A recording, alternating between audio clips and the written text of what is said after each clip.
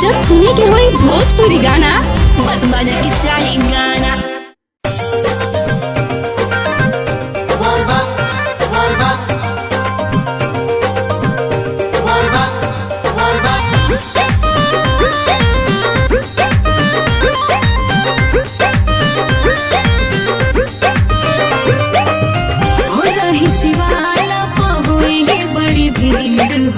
कैसे तू चिन्हवा लागल फिकीर हो रही शिवाला पहुई बड़ी भीड़ हो। कैसे तू चिन्हवा लागल फिकीर हो।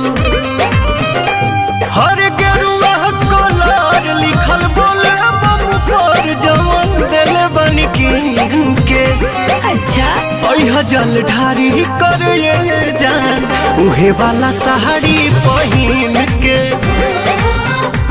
जल ढारी कर जान उहे वाला साड़ी पहिन के।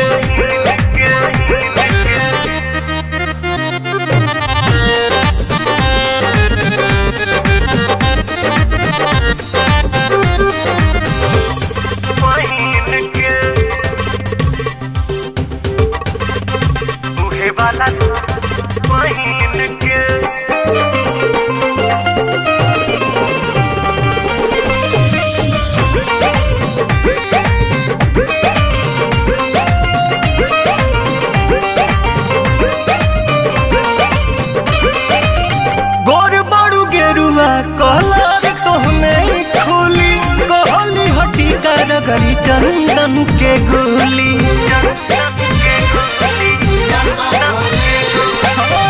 गोर बड़ू गेरुआ कलर तोहमे खोली कहली हटी करगरी चंदन के गोली। सावन महीना जब से चढ़ गइल बा भक्तिया भाव दिल में भर गइल बा। मंदिर के फेरी तू लगई है बच बेरी अपना अमूरी पगीन के जल ढारी कर जान उहे वाला साड़ी पहिन के। अच्छा जल ढारी कर जान उहे वाला साड़ी पहिन के।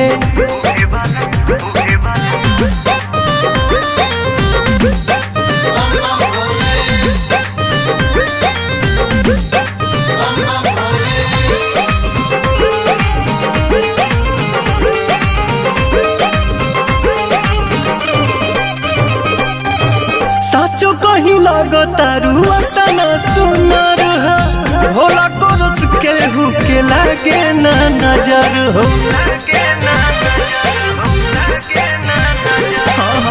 साचो कहीं लागतारू तना सुनर हो बाबा कोरस के हुके लागे ना नजर हो। तोहरे ला भूखल माने सावली सुमारी खुशबा पवन मन अरुला बिहारी। पाके आशीर्वाद रखी शिव जी के याद ना भूल शुभ दिन के।